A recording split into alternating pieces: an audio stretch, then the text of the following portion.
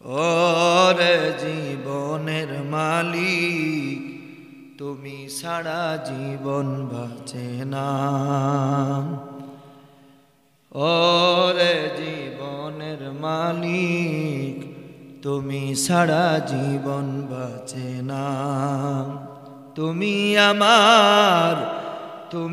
আমার সকল সাধনার জীবনের মালিক তুমি ছাড়া জীবন বাঁচে না।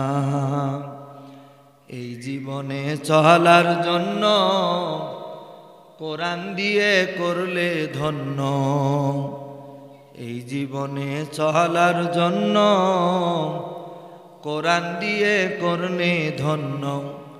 নবীর হাদিস ভুলতে পারি না রে জীবনের মালিক তুমি ছাড়া জীবন বাঁচে না।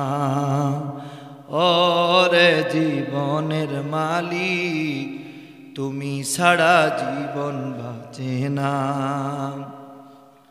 চোখ দিলে দেখার জন্য, কান দিলে শোনার জন্য, হাত দিলা কাজের জন্য, মুখ দিলা কথার জন্য, নাক দিলা দুটি পাও জীবনের মালিক তুমি ছাড়া জীবন বাঁচে না।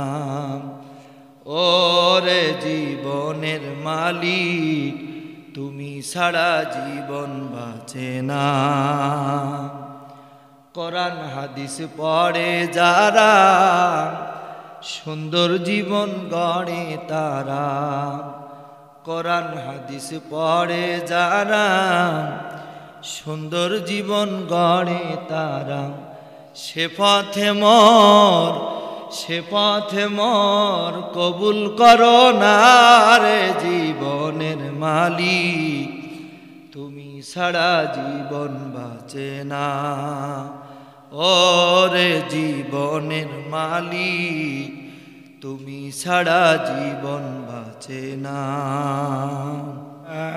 আমিহিল মাজিদ ওয়াল ফুরকানিহিল হামিদ।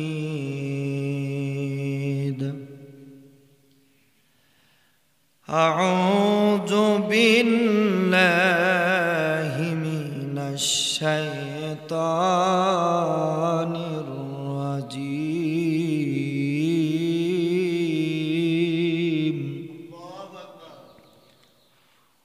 বিসমিল্লাহির রাহমানির রাহিম।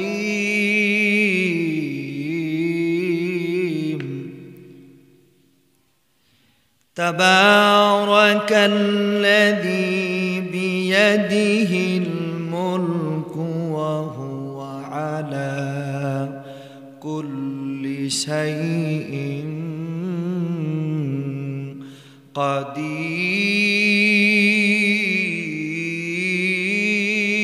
قدير الذي خلق الموت والحياة ليبلوكم أيكم أحسن عملا وهو العزيز الغفور. صدق الله العظيم. وقال تعالى في شان حبيبه إن الله وملائكته يصلون على النبي يا أيها الذين آمنوا صلوا عليه وسلموا تسليما اللهم سيدنا وعلى آل سيدنا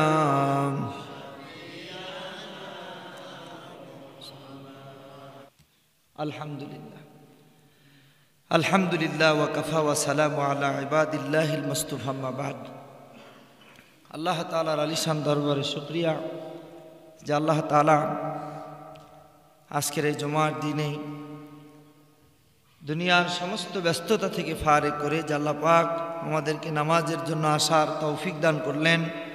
শুকরিয়া তান সকলেই জবান ছেড়ে পড়ছি আলহামদুলিল্লাহ।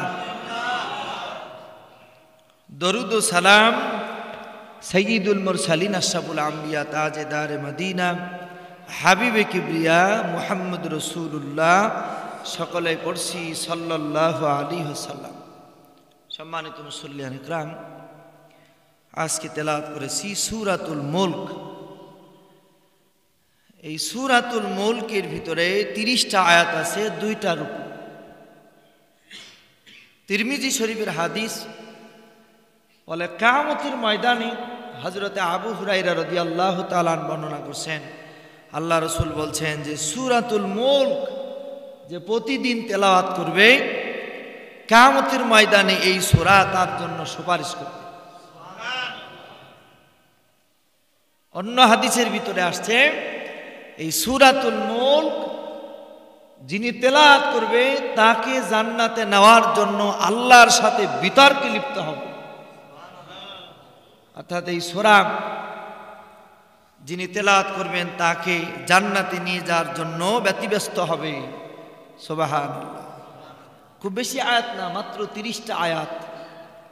যদি আপনি তেলাওয়াত করতে না পারেন, মোবাইলে শুনলেও এই সূরা আপনার জন্য সুপারিশ করবে। সুবহানাল্লাহ। সম্মানিত উপস্থিতি, ওই সূরা থেকে কথা শুনবো ইনশাআল্লাহ। আল্লাহ রাব্বুল আলামিন এই সূরার প্রথমেই বলতেছেন, তাবারাকাল্লাযী বিয়াদিহিল মুলকু ওয়া হুয়া আলা কুল্লি শাইইন কাদির।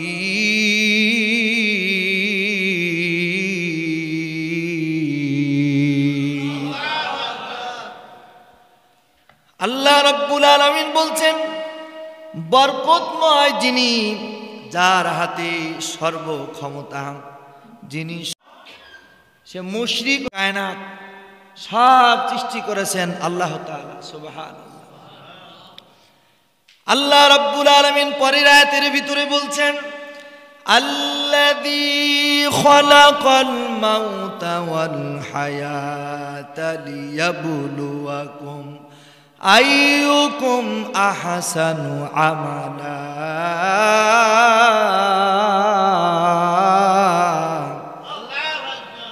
ওয়া হুয়াল আজিজুল গফুর।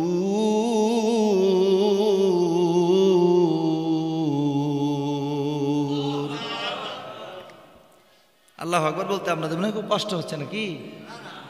রাসূল আকরাম সাল্লাল্লাহু আলাইহি সাল্লাম বলছেন, কোরআনুল কারীমের তেলাওয়াত শুনে কেউ যদি আল্লাহু আকবার বলে, আসমান এবং জমিনের মাঝখানে যে ফাঁকা জায়গা আছে, এই ফাঁকা জায়গা নেকিতে ভরে যায়। এটা কি আমার কথা?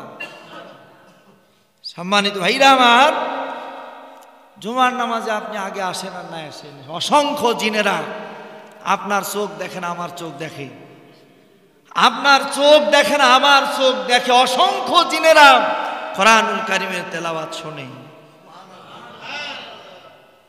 আল্লাহ রাসূল যখন কাবার প্রান্তরে কোরআনুল কারীম তেলাওয়াত করতেছিল, মানুষজনকে আবু জেহেল তো নিষেধ করছিলই, কিছু মানুষ আল্লাহ রাসূলের দিকে ঢেল ছুঁড়েছে। কি ছুঁড়েছে? ঢেল ছুঁড়েছে, কাদামাটি ছুঁড়েছে, পাথর ছুঁড়েছে। আল্লাহ রাব্বুল আলামিন নবীজিকে বলেছেন, গো নবী, সূরাতুল জিনের মধ্যে আল্লাহ পাক ওই বিষয়টা বলেছেন, ওগো নবী আপনি নিরাশ হবেন না, আপনার এই কোরআনের তেলাওয়াত ওই মক্কার ওই কাফের বেঈমানগুলি যদি নাও শোনে, ওগো নবী তোমার তেলাওয়াত শোনার জন্য শত শত হাজার হাজার জিনেরা উপস্থিত হয়ে গেছে। সুবহানাল্লাহ। বলে এক একটা জিনের বয়স হলো 30,000 বছর, এক একটা জিনের বয়স হলো 2000 বছর, 3000 বছর, 2500 বছর, 3000 বছর, 4000 বছর একটা জিনের বয়স। বলে যারা তাওরাত কিতাবের তেলাওয়াত শুনেছে, ইনজিল কিতাবের তেলাওয়াত শুনেছে, ওগো নবী ওই জিনেরা আপনার ওই কোরআনের তেলাওয়াত শোনে। আল্লাহ পাক যেন নবীজিকে বলেন, ওগো হাবিব, ওগো বন্ধু, তুমি মোটেও মন খারাপ করবা না, মোটেও তুমি মন খারাপ করবা না। শুধু তেলাওয়াত শুনেই তারা ক্ষান্ত নয়, তারা পূর্বে যে ধর্মের ভিতরে ছিল ওই ধর্ম ত্যাগ করে আপনার কাছে কোরআন শুনে তারা কালিমা পড়ে নিয়েছে, লা ইলাহা ইল্লাল্লাহু মুহাম্মাদুর রাসূলুল্লাহ সাল্লাল্লাহু আলাইহি সাল্লাম। এজন্য কোরআন জিনেরাও শোনে। কে শুনে? জিনেরাও কোরআন শোনে। অসংখ্য জিনেরা যখন কোরআনের তেলাওয়াত হয়, অসংখ্য জিনেরা ওই জায়গায় উপস্থিত হয়ে যায়। সুবহানাল্লাহ। সম্মানিত ভাইরা আমার, তাহলে যেই আয়াতে আল্লাহ পাক বলছেন, আল্লাযী খলাকাল মাউতা ওয়াল হায়াতা লিয়াবলুয়াকুম আইয়ুকুম আহসানু আমালা। আল্লাহ তাআলা বলছেন, আল্লাযী খলাকাল মাউতা, আমি সৃষ্টি করেছি মৃত্যু। বলেন কি? তার মানে আল্লাহ পাক সর্বপ্রথম মৃত্যুর কথা এই জন্য বললেন যে আপনি যে মরে যাবেন এটা আল্লাহ পাক আগেই সৃষ্টি করেছেন। মৃত্যু থেকে আপনি বাঁচতে পারবেন? মোটেও বাঁচতে পারবেন না। এই জন্য আল্লাহ পাক আগে মৃত্যুর কথা বলেছেন, এরপরে হায়াতের কথা বলেছেন। সুবহানাল্লাহ। আমার ভাইরা খুব ভালো করে বুঝবেন, আপনি বাজারে গিয়েছেন, বাজারে যখন আপনি কোনো বাজার নেওয়ার জন্য গিয়েছেন, বাড়ির থেকে হয়তো একটা ব্যাগ নিয়ে যান, ঠিক কিনা বলেন? যদি ব্যাগ নাও নিয়ে যান, কোনো দোকান থেকে 10 টাকা 5 টাকা দিয়ে ব্যাগ কেনেন, এই জন্যই কেনেন যে আপনি ওই ব্যাগের মধ্যে যা কিনবেন তা নেবেন। কি বলেন? খুব ভালো করে বোঝেন তো, আগে আপনি ব্যাগ কিনলেন, তারপরে ওই ব্যাগের মধ্যে আপনি কিনা জিনিস রাখলেন। আমার আল্লাহ পাক যেন আগে মৃত্যু সৃষ্টি করেছে, বান্দা আমি তোমাকে মরণ দেব, এরপরে আল্লাহ পাক জীবন দিয়েছে। সুবহানাল্লাহ, জোরে কোন। আমার ভাইরা, মৃত্যু থেকে বাঁচার কোনো অপশন নাই। আল্লাহর পয়গম্বর হযরতে সুলাইমান আলাইহিস সালাম, আল্লাহর পয়গম্বরের দরবারে তিনার দরবারে একজন তারই সাথী সঙ্গী তিনার দরবারে রয়েছে। এমন সময় আল্লাহর ফেরেশতা আজরাইল এরকম ভাবে সুলাইমান আলাইহিস সালামের কাছে চলে এসেছে। আসার পর পার্শ্বে যেই লোকটি দাঁড়িয়ে রয়েছে, এই লোকটির দিকে একেবারেই কড়া চোখে বাঁকা নজরে তাকায়ছে। বলেন তো, আপনার কাছে কেউ যদি বাঁকা নজরে তাকায় তাহলে আপনার ভিতরে প্রশ্ন জাগবে যে কি ব্যাপার, আমার দিকে বাঁকা নজরে তাকায় কেন? আল্লাহর এই বান্দার দিকে বাঁকা নজরে তাকায়ছে। বাঁকা নজরে তাকানোর পর আল্লাহর ফেরেশতা আজরাইল তিনি চলে গিয়েছেন। যখন চলে গিয়েছেন, পয়গম্বর সুলাইমানকে জিজ্ঞাসা করে, পয়গম্বর এই মানুষটি আসলো কিন্তু আমার দিকে বাঁকা নজরে তাকালো, আমার খুব ভয় হলো, তার চোখগুলি যেন কেমন কেমন লাগে, আমার ভিতরে ভয় তৈরি হচ্ছিল। আল্লাহর পয়গম্বর সুলাইমান আলাইহিস সালাম বলছে, শোনো, তুমি যাকে বলছো বাঁকা নজরে তাকাইছে, আসলে সে কোনো মানুষ না, সে আল্লাহর ফেরেশতা আজরাইল। আল্লাহর ফেরেশতা আজরাইল কি করতে এসেছিল? কয় তোমার রুহু নেবে। কি নেবে? রুহু নেবে। আমার ভাইরা যখন এই কথা বললেন, আল্লাহর এই বান্দা পাইগম্বরকে বলতেছে, পাইগম্বর তাহলে আমার তো মরতে ইচ্ছা হয় না, আমার মরণ দেখে বড় ভয় লাগে, আমাকে এই জায়গা থেকে কোন এলাকার ভিতরে নিয়ে যে রেখে আসেন, যেন আমাকে মরণ না দিতে পারে, আজরাইল যেন আমার কাছে না যেতে পারে। আল্লাহর পাইগম্বর সুলাইমান বলতেছে যে না না, এটা আবার কিভাবে হয়? আল্লাহর বান্দা বলে, ওগো পাইগম্বর, ওগো পাইগম্বর, আপনার কথা তো বাতাস শোনে, বাতাসকে যদি আপনি অর্ডার করেন, বাতাস আপনার কথা শোনে। সুবহানাল্লাহ কোন, জোরে বলেন তো সুবহানাল্লাহ। ও পাইগম্বর, বাতাস আপনার কথা শুনে, আপনি বাতাসকে অর্ডার করুন আমাকে যেন কোনো দূর এলাকার ভিতরে যেন নিয়ে রেখে আসে।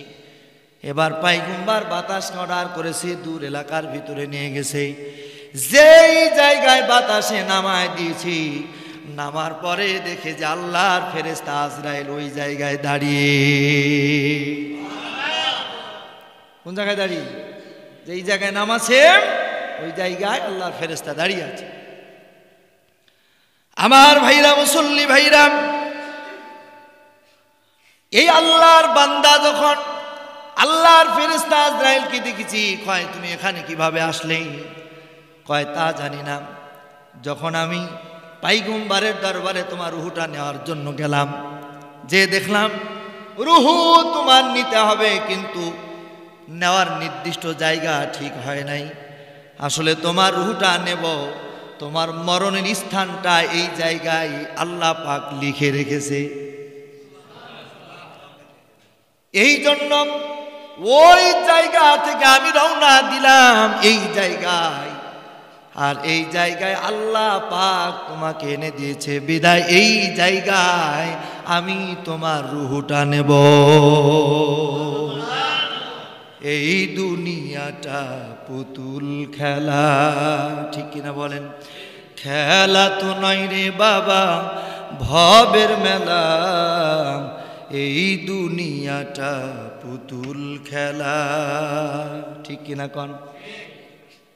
আমার ভাইরে, এই দুনিয়ার ভিতরে আপনি যত কিছুর মালিক হন না কেন, দুনিয়াতে আপনি থাকতে পারবেন না। আল্লাহর যেই দিন ডাক পড়ে যাবে, এই দুনিয়াতে এক সেকেন্ড আপনি থাকতে পারবেন না, কারণ আজরাইল আপনার কাছ থেকে ঘুষ খাবে না। দুনিয়ার ভিতরে আপনার নামে মামলা হলে নেতা ধরলে হ্যালো করলে ছাড়া দেয়, দুনিয়ার ভিতরে টাকা দিয়া মামলা থেকে খারিজ করা যায়। দুনিয়ার ভিতরে আপনার বংশ, আপনার গৌরব, আপনার টাকা পয়সা থাকলে আপনার বড় অহংকার থাকে। আল্লাহর ফেরেশতা যদি আজরাইল আপনার কাছে আসে, আপনার কাছে কোনো ঘুষ খাবে না। ঘুষ খাবে না? কি কোন? কোনো ঘুষ খাবে না, কোনো ঘুষ আপনি খাওয়াতেও পারবেন না। এই জন্য মরণের প্রস্তুতি আমাদের নেওয়া দরকার আছে না? না, ওরে আজরাইলে খাই না ঘুষ, শোনরে ও মানুষ, ঠিক কিনা বলেন? বলে আজরাইলে খাই না ঘুষ, শোনরে ও মানুষ, কি হবে কালো টাকার পাহাড় গড়িয়া, আইসো খালি যাইবা খালি তিন টুকরা কাপড় লইয়া, আইসো খালি যাইবা খালি তিন টুকরা কাপড় লইয়া, ঠিক কিনা কনেন? আরে অর্থ সম্পদ ব্যাংক ব্যালেন্সের কেন করো বড়াই, আজ মরিলে কাল দুই দিন মিশে ভাবির লড়াই, মিশে ভাবির লড়াই। ওরে নাম খ্যাতি সম্পদের পাহাড় যাবে না সঙ্গে তোমার, ঠিক কিনা বলেন? বলে নাম খ্যাতি সম্পদের পাহাড় যাবে না সঙ্গে তোমার, থাকবে পড়িয়া, আইসো খালি যাইবা খালি তিন টুকরা কাপড় লইয়া, আইসো খালি যাইবা খালি তিন টুকরা কাপড় লইয়া। ওরে দেহ থেকে প্রাণ পাখিটা গেল রে মন উড়ে, আপন পার হিসাব সবই সাঙ্গ ভাবে পড়ে, সাঙ্গ ভাবে পড়ে। ওরে কাঁদবে কয়দিন সুজন স্বজন তোমাকে দিয়ে দাফন, কাঁদবে কয়দিন সুজন স্বজন তোমাকে দিয়ে দাফন, যাবে ভুলিয়া আইসো খালি যাইবা খালি তিন টুকরা কাপড় লইয়া, আইসো খালি যাইবা খালি তিন টুকরা কাপড় লইয়া। বলেন মারহাবা। সম্মানিত ভাইরা আমার মুসল্লি ভাইরা, এই জন্য আল্লাহ রাব্বুল আলামিন বলে আল্লাযী খলাকাল মাউতা ওয়াল হায়াত। আল্লাহ বলছে আমি সর্বপ্রথম মৃত্যু সৃষ্টি করেছি। মৃত্যু অর্থাৎ মরণ থেকে আপনি বাঁচতে পারবেন না, আপনার যেই জায়গায় মরণ হবে ওই জায়গায় আপনাকে নিয়ে যাবে, ওই জায়গায় টেনে নিয়ে যাবে। অনেক আলোচনার ভিতরে বলি আল্লাহ রাব্বুল আলামিন বলে তিনটা জিনিস মানুষকে টেনে নিয়ে যায়। এক নম্বর হলো রিজিক, দুই নম্বর মৃত্যু, তিন নম্বর হচ্ছে কবরের মাটি। যেই জায়গার মাটি দিয়ে আপনাকে আল্লাহ পাক বানাইছে ওই জায়গায় আপনার কবর হবে।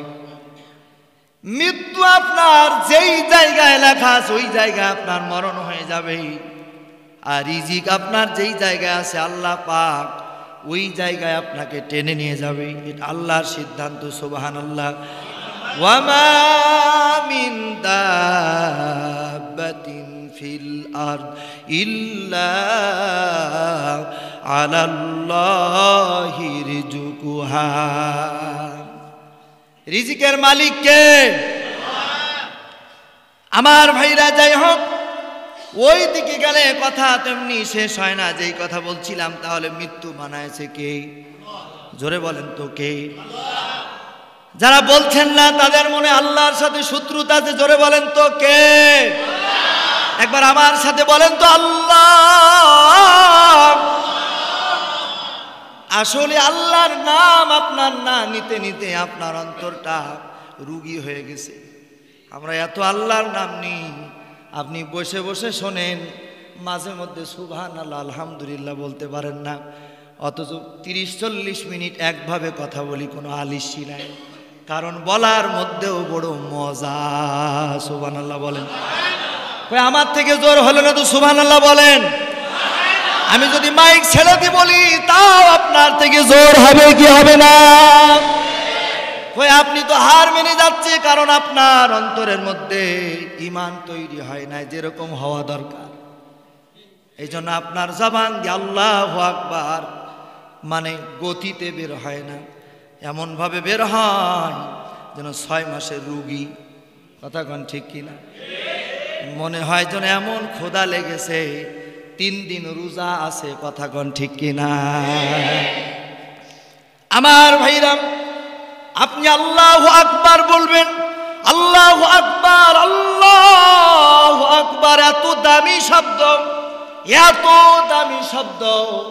পয়গম্বর ইব্রাহিম আলাইহিস সালাম যখন কাবা নির্মাণ করে, দুনিয়ার মানুষদেরকে যখন হজের দাওয়াত দেয়, ওই জায়গায় দাঁড়িয়ে বলেছিল আল্লাহু আকবার। সুবহানাল্লাহ বলেন। আমার ভাইরা, এভাবে করে শুধু তাই নয়, আপনি যখন জন্মগ্রহণ করেছেন, জন্মের পর নবীজি বলেছেন তোমার কানে দিতে হবে আল্লাহু আকবার। আবার দেখেন নামাজ শুরু করি, নামাজের শুরুতে আল্লাহু আকবার আছে না নাই?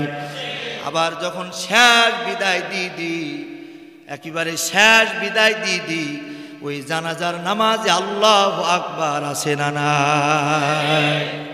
এই জন্য আমার ভাইরা, আল্লাহ পাক বললেন আল্লাযী খালাকাল মাউতা ওয়াল হায়াতা লিয়াবলুয়াকুম আইয়ুকুম আহসানু আমালা।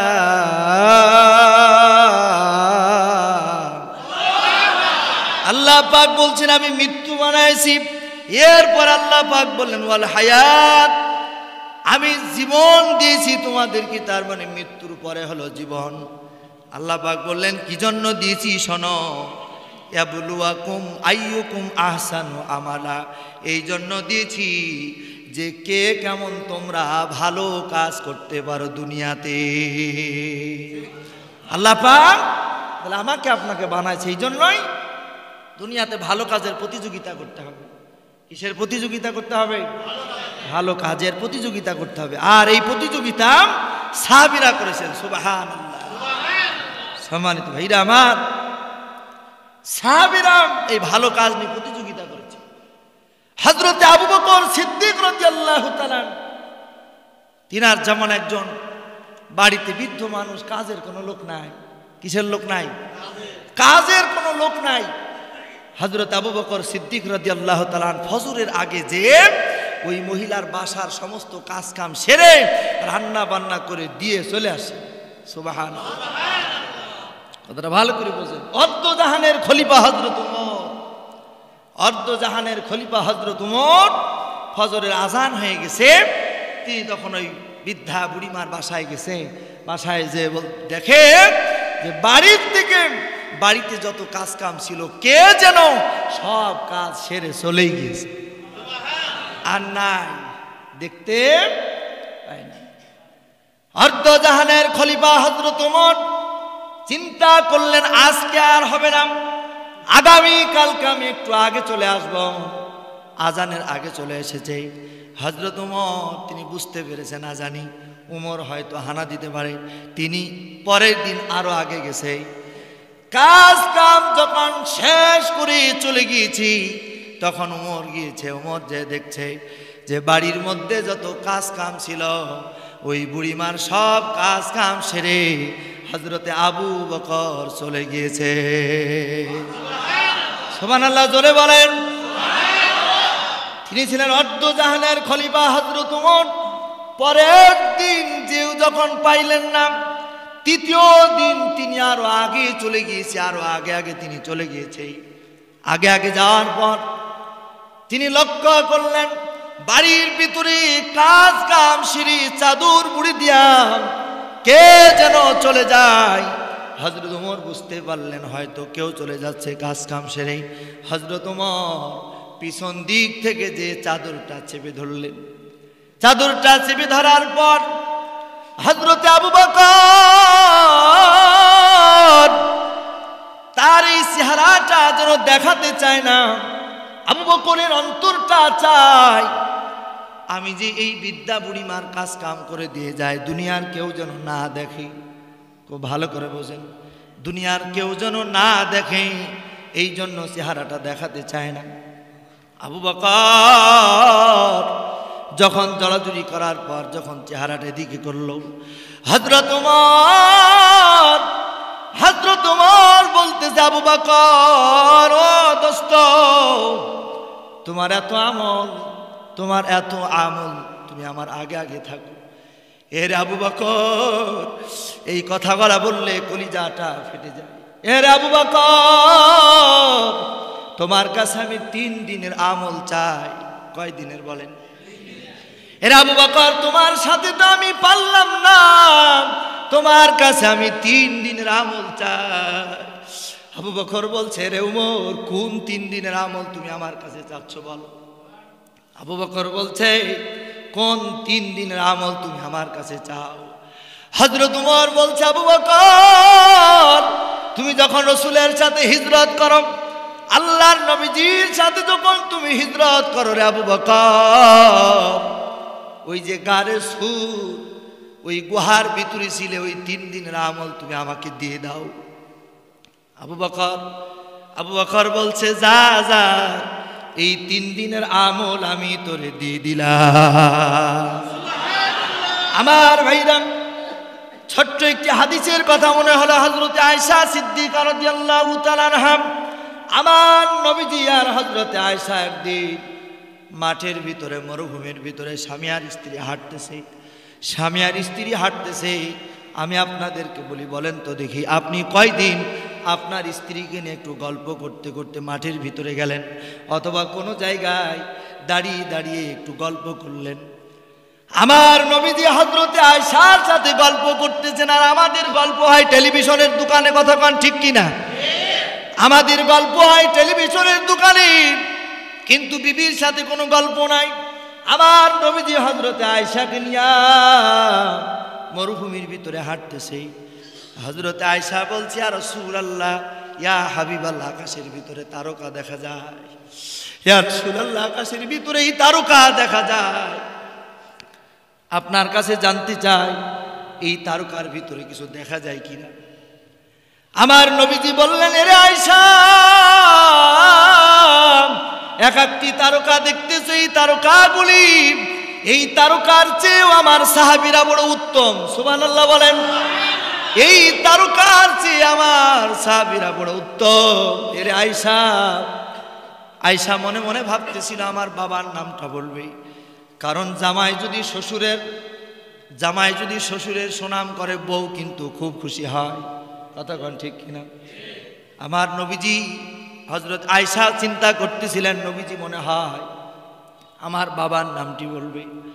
আমার নবীজি বললেন, এরে আয়েশা, ও আয়েশা, শোনো, এই যে তারকা দেখতেছো, এই তারকার চেয়ে সব থেকে উত্তম সাহাবী হলো আমার উমর। সুবহানাল্লাহ বলেন। উমর হলো আমার কাছে অতি প্রিয়। হযরতে আয়েশার বড় মনটা খারাপ হয়ে গেছে, চেহারাটা কেন জানি মলিন হয়ে গেছে। আয়েশা বলছে, নবীজি বলছে, আয়েশা, তোমার মনটা বড় খারাপ হয়েছে আমি জানি। এরে আয়েশা, তোমার মনটা বড় খারাপ হয়েছে, তোমার বাবার নামটা বলি নাই, এই জন্য তোমার মনটা বড় খারাপ হয়েছে রে আয়েশা। এরে আয়েশা, তুমি তোমার বাবার কথা বলতেছো রে আয়েশা। এরে আয়েশা, শোনো, এই সারা পৃথিবীর উম্মতদের আমলগুলি যদি এক পাল্লায় দিই, আর আমার আবু বকরের আমল যদি এক পাল্লায় দিয়ে দিই, তাহলে আমার আবু বকরের আমলটাই বেশি হয়ে যাবে। আমার ভাই, এই জন্য আল্লাহ পাক যেই কথাটা বললেন, আল্লাযী খালাকাল মাউতা ওয়া হুয়াল আজিজুল গফুর।